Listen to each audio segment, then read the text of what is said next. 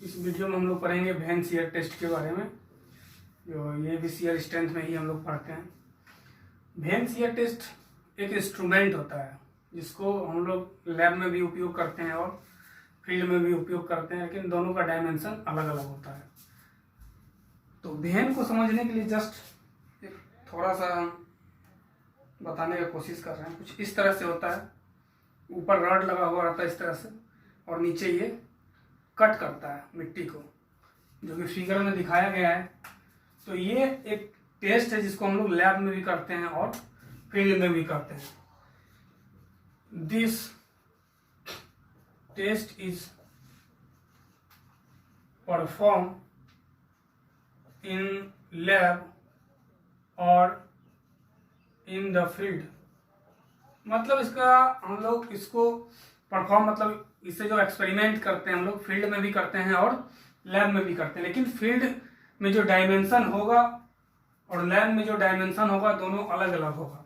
तो अब लैब का हम लोग डायमेंशन देखते हैं। जब हम लोग लैब में उपयोग करते हैं, बोर्ड पे दिख रहा है एच है ये, अभी हम लोग दिखाए कुछ इस तरह से रहता है, इस तरह से रहता है, किधर निकला हुआ है वेन, इसको बोलते हैं हम लोग एच।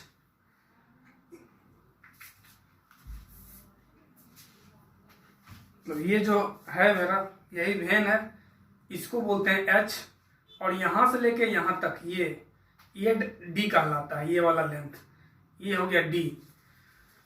तो जब हम लोग वेन शियर टेस्ट पढ़ते हैं तो लैब का जो डायमेंशन होता है, मतलब ये जो एच होता है वो लैब में 20 mm का होता है, और ये जो डी होता है वो 12 mm का होता है, और टी ये जो थिकनेस है वो 0.5 to 1 mm का हम लोग उपयोग करते हैं। वेन क्या है, एक इंस्ट्रूमेंट है, उससे हम लोग क्या करते हैं, शियर टेस्ट करते हैं फील्ड में और लैब में। जब लैब में उपयोग करेंगे तो इसका ये डायमेंशन होगा, और इसी को जब हम लोग फील्ड में करेंगे इन फील्ड, इसका जो डायमेंशन है वो चेंज हो जाएगा, वो 10 to 20 सेंटीमीटर हो जाता है। डी हो जाता है मेरा 5 to 10 सेंटीमीटर, और थिकनेस जो है इसका 2 to 3 सेंटीमीटर हो जाता है। मतलब ये दो इंस्ट्रूमेंट है, अगर इस डायमेंशन का होगा तो इसको लैब में उपयोग करेंगे, अगर इस डायमेंशन का होगा तो इसको हम लोग फील्ड में उपयोग करेंगे। पहले ये समझे कि कहाँ कहाँ उपयोग करते हैं और इसका डायमेंशन क्या क्या होना चाहिए। और इसको जनरली हम लोग अनड्रेन टेस्ट भी बोलते हैं। This test is essentially undrained test, मतलब इसको हम लोग अनड्रेन टेस्ट भी बोलते हैं। और ये जो सुटेबल होता है and it is suitable for highly plastic saturated clay, यानी इसको हम लोग सॉफ्ट क्ले भी बोलते हैं। सॉफ्ट क्ले मतलब इस टेस्ट का उपयोग हम लोग हाईली प्लास्टिक सैचुरेटेड क्ले के लिए करते हैं, या हम लोग सॉफ्ट क्ले के लिए करते हैं। मतलब ये जो पॉइंट है यहां से लेकर यहां तक बहुत ही इंपॉर्टेंट है, हर एक कॉम्पिटिटिव एग्जाम में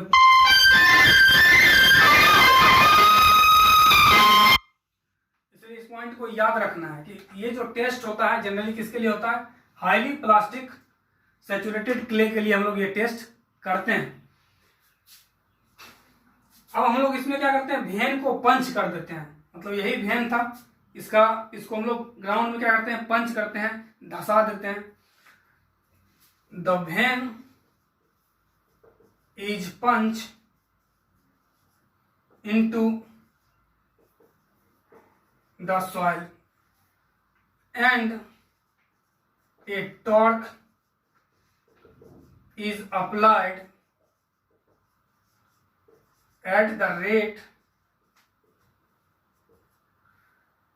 of 1 degree per minute।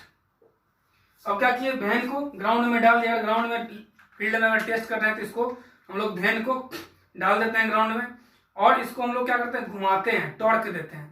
तो टॉर्क का जो रेट होता है वो 1 डिग्री घूमना चाहिए 1 मिनट में। मतलब रेट जो हम लोग अप्लाई कर रहे हैं इस पे टॉर्क का, मतलब इसको घुमाने का, रोटेट करने का, वो 1 डिग्री पर मिनट के हिसाब से हम लोग क्या करते हैं, इसको रोटेट करते हैं। रोटेट करने के बाद द टॉर्क इज मेजर, और टॉर्क को जो क्या करते हैं हम लोग मेजर कर लेते हैं। इसमें कैलिब्रेशन किया हुआ रहता है, इसमें स्प्रिंग लगा रहता है, जितना स्प्रिंग मेरा स्ट्रेच होता है उसको रीडिंग करके हम लोग क्या करते हैं, इसमें स्प्रिंग पे रीडिंग लेते हैं। The torque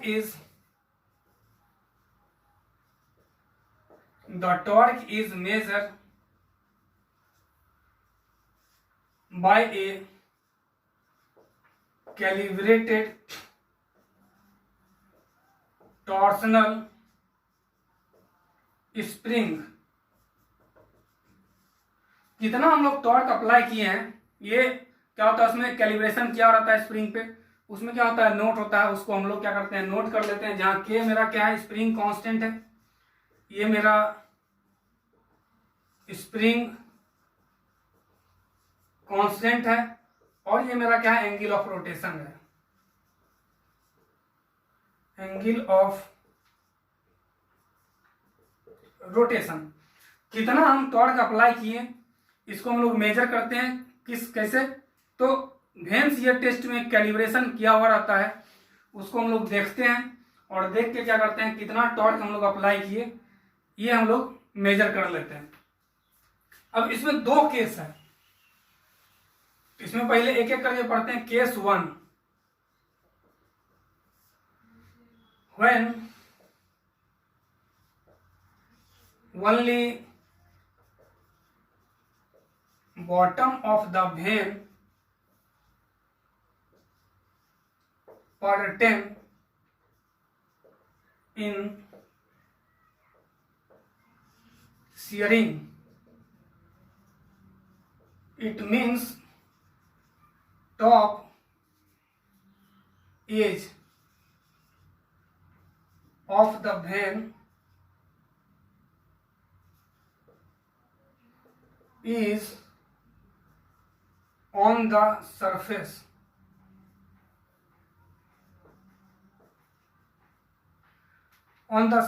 of soil। अब इसको हम क्या किए, पंच किए। सिर्फ ये वाला जो एज है ये क्या करे, ग्राउंड को टच करे, और इसी से ग्राउंड क्या हो, रोटेट हो। ग्राउंड पे यही पोर्शन ओनली रोटेट हो, ये बॉटम वाला पोर्शन रोटेट नहीं हो। ये टॉप पोर्शन हुआ, ये बॉटम पोर्शन हुआ, तो सिर्फ ओनली क्या हो, बॉटम ऑफ द वेन, जो मेरा बॉटम ऑफ द वेन है, पर्टेन शियरिंग, मतलब सिर्फ उसका बॉटम वाला जो पार्ट है वही शियर में भाग ले। तो उस समय जो शियर स्ट्रेंथ होगा S equal to T by pi D square H/2 plus D/12। इसमें ये कांस्टेंट है, D मेरा कांस्टेंट है, H कांस्टेंट है, और टॉर्क को हम लोग कहाँ से निकालते हैं, कैलिब्रेट जो किया रहता है उस पे वैन पे, उससे हम लोग T को, टॉर्क को निकालते हैं, और वहां से हम लोग क्या करते हैं, शियर स्ट्रेंथ निकालते हैं जब ओनली बॉटम फेस भाग ले शियरिंग में। तो ये केस फर्स्ट हुआ। और केस 2 में क्या होता है कि अगर दोनों फेस, टॉप और बॉटम फेस शियरिंग में भाग ले, when both the top and bottom edge of the vein pertain in shearing, मतलब दोनों एज, ये टॉप और बॉटम दोनों क्या हो, अगर शियरिंग में भाग ले, तो उस समय जो शियर स्ट्रेंथ होगा S equal to T by pi D square H/2 plus D/6। उस समय जो शियर स्ट्रेंथ आएगा वेन शियर टेस्ट से, इसमें भी सारा चीज कांस्टेंट है, सिर्फ T का वैल्यू हम लोग कैलिब्रेशन से निकालेंगे जो कैलिब्रेट किया हुआ है इंस्ट्रूमेंट पे, और यहाँ से शियर स्ट्रेंथ हम लोग निकाल लेते हैं उस सॉफ्ट क्ले का। या हाईली प्लास्टिक क्ले का हम लोग क्या करते हैं, शियर स्ट्रेंथ निकाल लेते हैं। यही मेरा था वेन शियर टेस्ट।